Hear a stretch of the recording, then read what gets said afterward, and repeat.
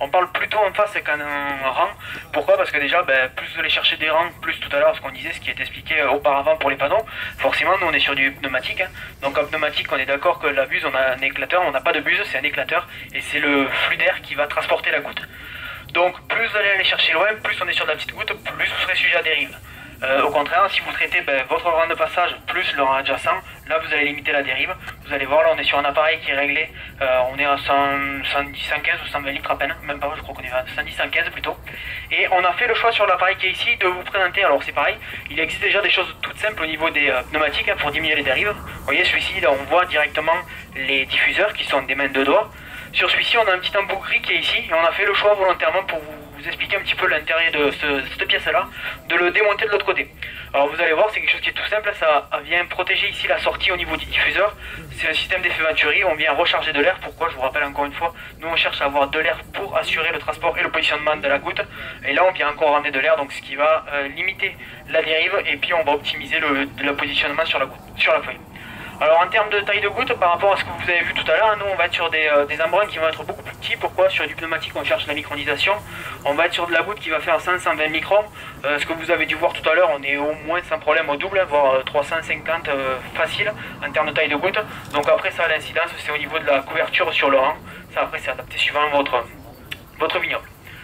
Juste un petit mot sur la gamme en général. Donc vous l'avez vu, on est sur des appareils 800, 1000, 1500, 2000 litres.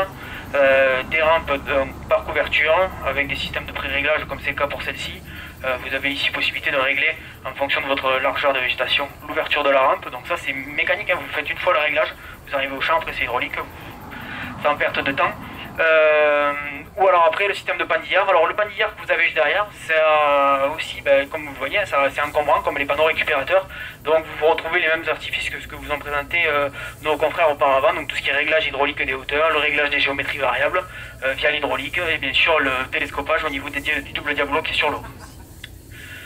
Juste deux derniers points donc sur les pulvérisateurs. Donc toute la gamme que vous avez présentée ici, c'est des appareils qui sont homologués route, donc vous êtes munis du barré rouge.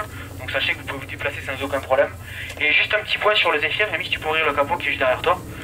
Donc voilà, on parlait tout à l'heure de qualité de pulvérisation. La qualité de pulvérisation, elle commence déjà par le début. C'est quoi? C'est bien préparer la bouillie. Donc si pour ceux qui veulent faire le tour de l'autre côté, vous avez un bac incorporateur. C'est un bac incorporateur qu'on retrouve sur... on fait aussi des appareils de gamme grande culture. Donc c'est un incorporateur qu'on retrouve sur nos appareils traînés automoteurs. Donc tout simplement là vous allez mettre votre produit, votre poudre directe. C'est un sac de poudre en même moins de 40 secondes pour l'aspirer. Quand on dit aspirer, c'est pas juste le transférer dans la queue, sinon ça reviendra à vider. C'est vraiment juste du transfert de produit. Donc ça c'est quand même un des points aussi pour bien travailler en pneumatique, c'est s'assurer une bonne qualité de mélange. Pourquoi? Parce que le pneumatique, je vous le disais tout à l'heure, si vous avez un bouchage, de suite on vient altérer la qualité de pulvérisation. Donc voilà un petit peu. Après sur les autres éléments, on va rester à votre disposition.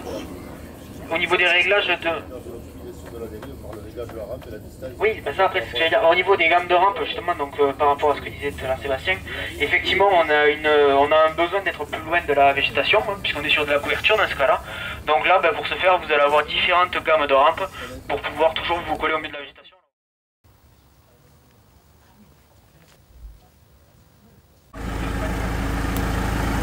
Juste là vous allez voir sur ce type d'appareil là avec du traitement qu'on appelle face par face. Celui que vous avez vu avant c'était de couverture parce qu'on est par le haut de la vigne, là on est sur le côté, donc on fait du traitement par couverture.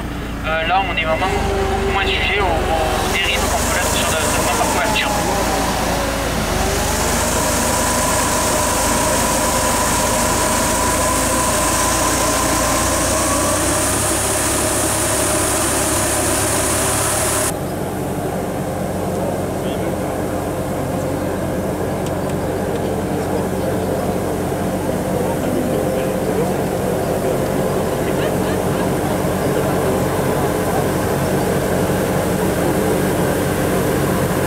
C'est le coup.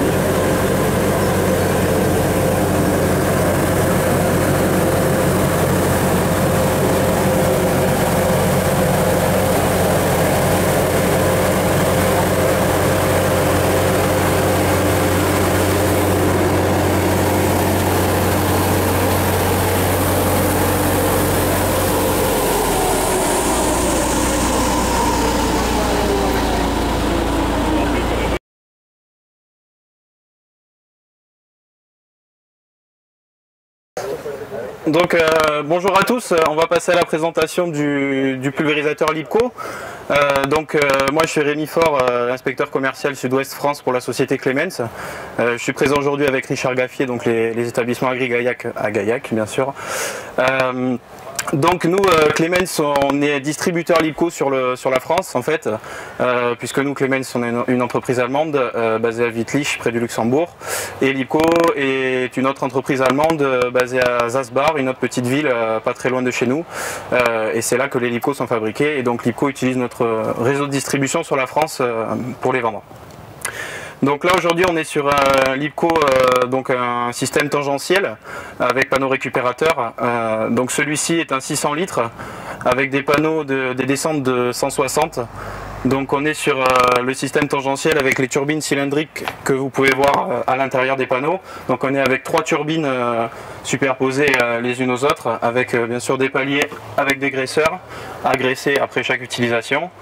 On est sur un montage, donc une rampe, donc celui-ci s'écarte, on va essayer aujourd'hui, mais je suis pas sûr de passer dans les 2,20 m, parce que c'est un pulvé étroit qui est fait en principe jusqu'à 2 m, 2,10 m, donc on va essayer, on va voir, sinon on fera sur un seul rang avec l'autre panneau fermé. Au niveau du fonctionnement, les turbines sont entraînées par les petits moteurs hydrauliques que vous avez ici en haut en rouge. Donc ça demande très peu d'énergie au tracteur, puisque vous pouvez tourner à 14-1500 tours. Donc on a également une grosse économie de carburant en pulvérisation. Au niveau du fonctionnement du pulvé, donc on a une pompe qui est sur le timon articulé que vous pourrez voir tout à l'heure devant. Donc ce qui vous permet d'avoir la cardan qui est toujours en face du tracteur lorsque vous tournez en bout de rang. Donc ça c'est un gros avantage puisqu'on peut tourner relativement serré sans avoir des problèmes de cardan. Donc ce pulvé a en option le réglage de hauteur de la rampe que vous pouvez voir avec les vérins qu'il y a là derrière. D'autres options, donc il a l'essieu à largeur variable qu'on peut régler, surtout sur celui-ci, le petit 600 litres qui est fortement recommandé pour avoir de la stabilité lorsque vous tournez en bout de rang et en position route. Au niveau de l'écartement des rampes, donc on est sur deux vérins double effet qui se croisent, donc les vérins double effet qui ouvrent le panneau extérieur, et le panneau intérieur est tiré par le biais de la chaîne que vous avez ici, avec un ressort de rappel qui y a derrière, que vous pourrez voir après, qui ramène le panneau intérieur lorsque vous refermez le panneau extérieur. Donc c'est très simple de fonctionnement, il y a très peu c'est peu volumineux. Vous pouvez donc régler après la largeur en fonction de la saison. En début de campagne, bien sûr, vous allez traiter plus près du feuillage qu'en fin de campagne. Donc vous allez écarter progressivement vos panneaux. Donc c'est très facile à régler par le biais de la chaîne que vous avez là en haut. Il suffit juste de la sortir et de changer les maillons et de régler votre largeur comme ça. Au niveau de la sécurité, en cas d'accrochage, on est sur un système avec des cylindres blocs que vous avez là-haut, donc qui vous permet d'avoir une grande souplesse pour limiter la casse, parce que s'il n'y avait pas de sécurité, ça serait problématique. Après, au niveau de la récupération, donc on est sur un système hydro-injecteur. Là, on est sur des buses à fente injection d'air, donc sur le côté droit, et vous pourrez comparer avec le côté gauche, ils ont mis des buses à turbulence, et vous pourrez voir, on a essayé, ça va pas du tout avec les buses à turbulence puisqu'il y a énormément de dérives. Donc vous verrez l'intérêt de la buse à fente à injection d'air tout à l'heure. Je crois que j'ai fait le tour. Après, donc, on peut avoir différents pulvés, donc on peut les avoir en portée. Vous pouvez voir sur la documentation générale qu'on vous fera passer après. On peut avoir des pulvés portés on peut avoir porté, donc on peut avoir également des pulvés avec les rampes sur 3 points, donc à l'avant, et la cuve traînée derrière, ce qui vous permet de gagner en angle de braquage lorsque vous arrivez au bout, puisque c'est plus facile de sortir du rang, vous pouvez sortir plus tôt, commencer à tourner plus tôt lorsque vous avez les panneaux sur le 3 points. En capacité de cuve, donc ça c'est le plus petit entraîné, c'est le 600 litres, après on part sur du 1000 litres, 1500 litres et jusqu'à 2000 litres.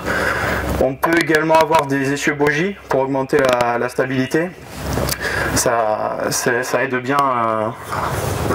bien, c'est même conseillé dans certains endroits, ça dépend des terrains et de la configuration des vignobles. Mais c'est quand même un gros avantage d'avoir le bogie.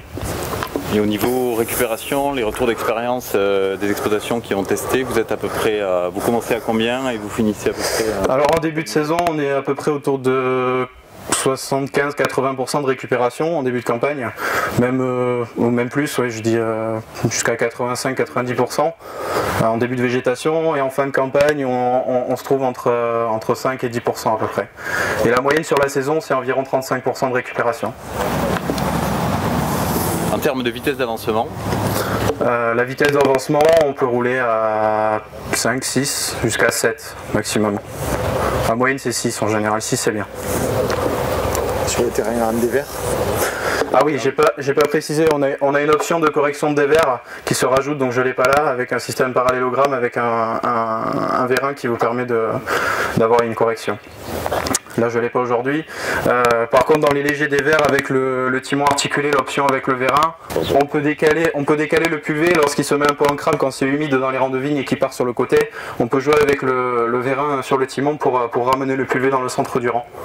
Niveau lavage, il y a très peu d'entretien, c'est très facile à laver, puisque déjà avec la récupération vous avez très peu de dérives, donc vous avez le pulvé qui va être sali par le produit jusqu'à mi-pulvé.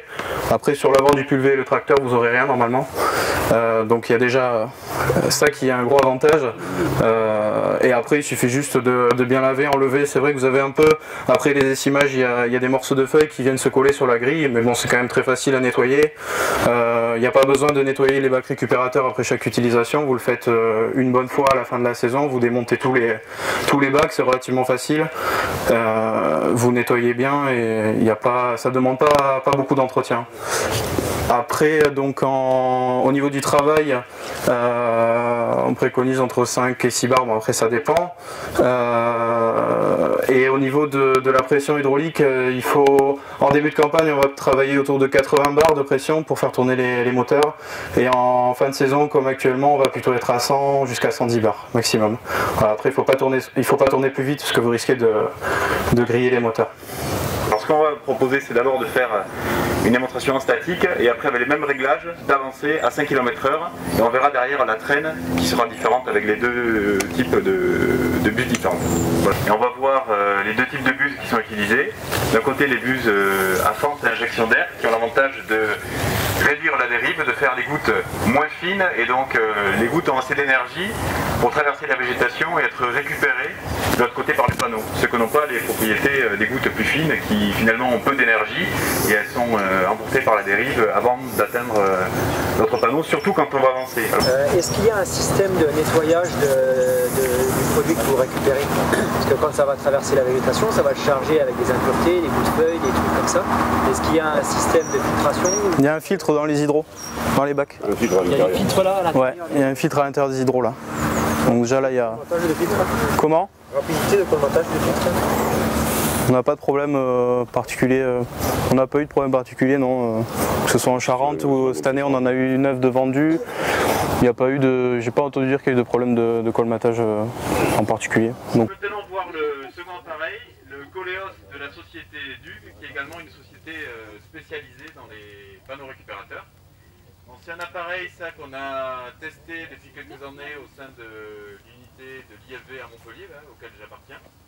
Et ce qu'on peut voir, c'est aussi ici un appareil à jet porté. On a 4 hauteurs de diffuseurs sur chacune des descentes. Donc l'appareil il prend comme tous les panneaux récupérateurs 2 rangs par passage. Et pour l'exercice aujourd'hui, on l'a équipé comme le précédent de 2 types de buses.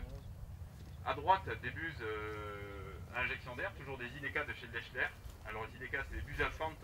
Bon, à fente c'est pour bien permettre la récupération. Donc ça on n'a pas le cône qui avait les affaires.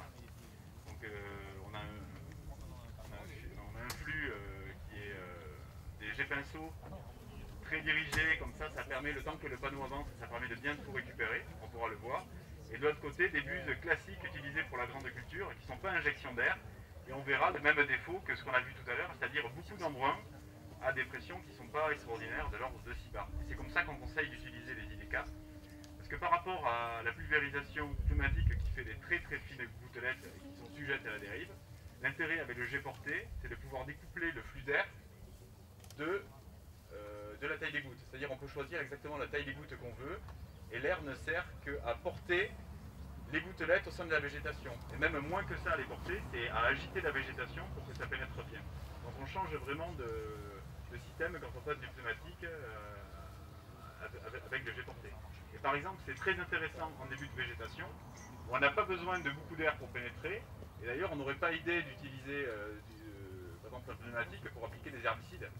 Donc c'est un peu pareil quand on commence à traiter à 3 feuilles étalées, 7 feuilles étalées, l'assistance d'air elle sert à pas grand chose.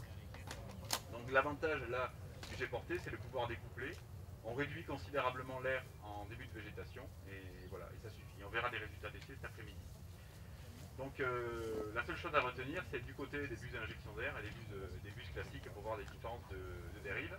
Maintenant, je vais laisser la parole au constructeur qui va nous présenter la machine et puis les différentes options qui ont été ajoutées dessus pour aider le viticulteur à maîtriser son travail, à contrôler son travail, la qualité de son travail. Et notamment, il y a quelques innovations qui ont été faites récemment et qui sont très intéressantes. Et j'en ai pour preuve notre siège social, on a acheté l'appareil il n'y a pas longtemps là, et les opérateurs sont très contents de ces options, notamment des débitmètres et puis des niveaux de cuve. Donc je vous laisse présenter votre dispositif. Bonjour, donc Jean-Lucien Guembaquet, responsable technique de la société DUG. Donc là, je vous présente le matériel Coleos. Donc cet appareil est un appareil traîné. On a différentes capacités de cuve, on va de la 600 litres à 1000 litres. On a un projet sur des volumes plus importants. L'appareil qui vous est présenté ici est donc l'appareil tel qu'il est de série, c'est-à-dire qu'il est de série équipé d'un bogie pour améliorer la stabilité de l'ensemble, d'une turbine qui va produire l'air par entraînement mécanique et d'un ensemble de pulvérisation qui va être lui entraîné par l'hydraulique du tracteur. Tel qu'il est présenté là, volontairement, où on a monté deux bacs différents, c'était pour montrer aux gens les deux montages possibles, soit un bac côté gauche 1,80 m, soit un bac plus grand pour des vignobles plus importants de 1,10 m. Chaque bac est équipé donc de buses AG projetées et de 2 diffuseurs d'air qui vont donc permettre le brassage du feuillage, créer une chambre, isoler la chambre de pulvérisation pour éviter au maximum la dérive et donc, comme je le disais, donc, améliorer le brassage. Les panneaux sont en polycarbonate compact. Donc ce sont des éléments rotomoulés qui sont facilement réparables en cas d'accroche. Le diffuseur lui est en inox et toute la partie support du panneau est en matière plastique afin de limiter la corrosion sur ce composant là, puisque face à certains produits on a quand même de gros problèmes de corrosion. Donc comme je l'ai dit, ce panneau récupérateur est équipé d'une pompe à membrane pour la partie pulvérisation et également d'une pompe de reprise de produit péristatique. Alors le principe de la pompe péristatique, c'est le principe des pompes qui sont utilisées généralement dans les transfusions sanguines, c'est-à-dire que ce sont des galets qui vont venir comprimer un tuyau et donc d'un côté créer une dépression et de l'autre côté créer un refoulement. Pourquoi ce choix de pompe? Simplement parce que c'est une pompe qui permet une reprise de produit qui est chargée, c'est-à-dire que comme on fait de la récupération, que le feuillage n'est jamais complètement propre, forcément il y a des débris, il y a des dépôts, il y a des choses qui viennent s'accumuler en fond de bac. Donc cette pompe va permettre de ramener un produit, d'aspirer un produit qui est légèrement chargé. On verra après toute la partie filtration qui est importante sur ce matériel-là. L'autre particularité de la pompe péristatique, c'est de faire un refoulement sans pression. Donc quand on a des produits qui sont moussants, eh bien, on n'a plus le phénomène, on limite énormément le phénomène de moussage parce qu'il n'y a pas de retour en pression dans la cuve. Je vous parlais tout à l'heure, donc juste à l'instant, de la partie filtration. La partie filtration dans les panneaux récupérateurs est un des points clés. Parce que comme on travaille sur des buses qui ont des débits assez faibles, on a besoin d'avoir une excellente filtration. Donc sur cet appareil, il y a plusieurs niveaux. Premier niveau, c'est une mousse en fond de bac qui va retenir les grosses impuretés. À l'extrémité en fond de bac également, vous allez trouver une crépine d'aspiration. Le produit donc va passer à travers cette crépine et va être ramené en cuve en passant par un filtre avant son retour dans la cuve.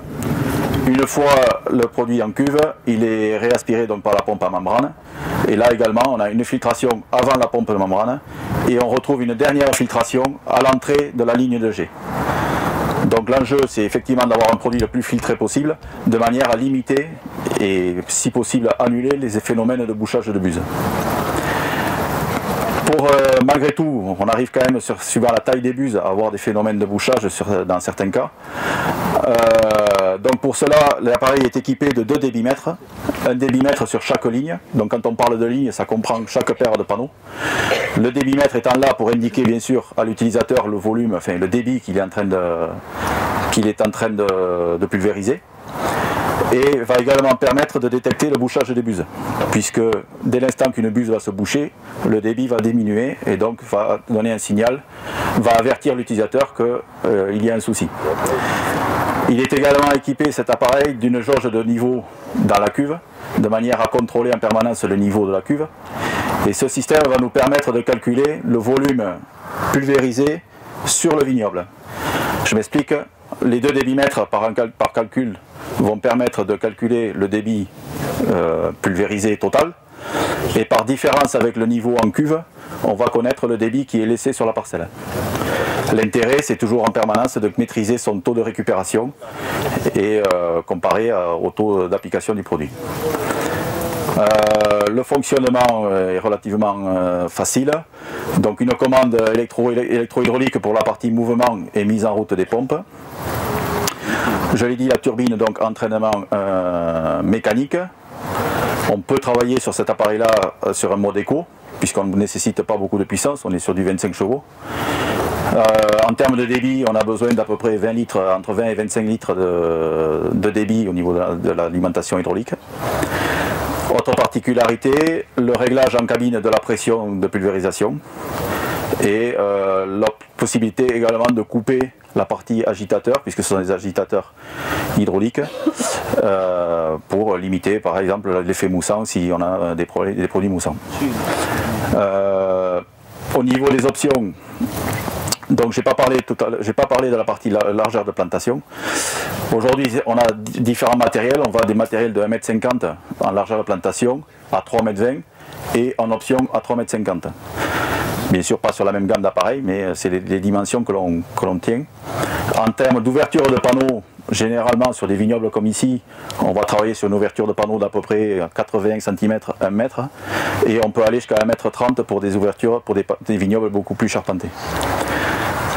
Dernier point au niveau des options, donc la possibilité d'avoir un montage de roues plus large, de manière à augmenter la stabilité de l'engin, mais avec ce montage de roues là, enfin le montage le plus important, on sera limité sur des vignes à 2 mètres. Autre point important, les problèmes de différence de niveau sur les terrains. Donc là, l'appareil tel qu'il est de série est équipé d'un relevage 6 mm de côté, mais on peut avoir en option un réglage indépendant de chaque côté, pour des vignes qui sont légèrement en dévers. Donc l'intérêt, c'est d'avoir toujours les panneaux à la verticale par rapport au vignoble, mais de pouvoir les décaler en hauteur. Autre possibilité également en option, un incorporateur de produits. Et pour l'année prochaine, l'appareil sera équipé d'un système de rinçage, à la parcelle. En utilisant en fait l'eau de la cuve de rinçage, la machine sera équipée d'un système d'enrouleur avec une lance pour pouvoir faire le lavage à la parcelle. Oui. Voilà, je pense avoir à peu près tout dit. Notion de vitesse d'avance. Alors cette année on a un spectre de vitesse d'avance qui est assez large. On a des clients qui travaillent à 5,5. En règle générale, c'est plutôt du 7 km/h et on a des cas extrêmes qui ont réussi à travailler à 10 km/h. Bon, après ça c'est un choix, c'est une capacité de conduite, de capacité aussi du terrain à pouvoir travailler dans ces conditions-là. Voilà, donc globalement on est sur des vitesses d'avance très correctes et qui sont quand même assez intéressantes pour ce type de matériel. On a un rayon de braquage très court. Du fait de l'articulation, du positionnement de l'articulation de la cuve. Également, ce qui va améliorer le braquage, c'est le fait que la cardan n'est pas sollicitée par le braquage, puisque la cardan est attelée sur le 3 points du tracteur, donc il n'y a pas de risque de casse de la cardan au niveau du braquage. Donc on a des rayons de braquage très courts, d'environ, on va dire, un rayon, on va dire à 4 mètres à peu près. 3-4 mètres. Oui, on verra après. Ouais. Globalement, c'est pas des tournières très grandes. Voilà. Là où passe une machine à ménager, on passe avec la machine.